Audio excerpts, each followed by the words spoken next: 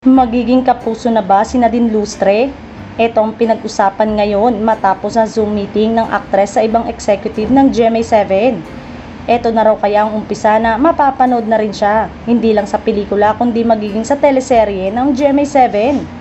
At kung kahit paano ay nararamdaman ang presence si Nadine sa showbiz, na wala naman si James Reid.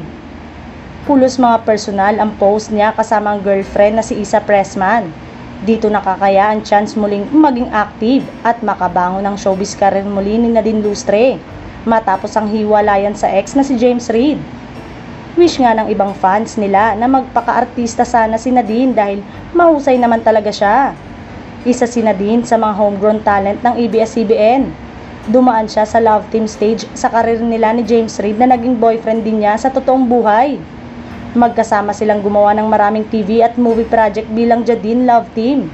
Sa huli, si Nadine pati na rin si James ay nakipagsapalaran sa kanilang solo career.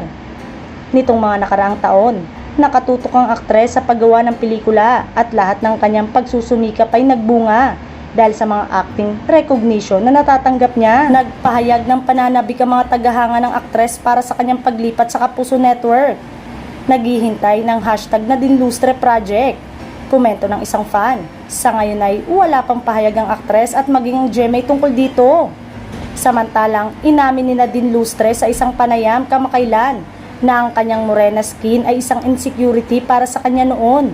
Na-impluwensyahan din ng aktres ng paniniwalang ang mga mestiza lang ang nararapat na magkaroon ng puwang sa entertainment industry. Gayunpaman, napatunayan niyang kahit ang isang morena na tulad niya ay kayang sumikat ng gusto sa showbiz.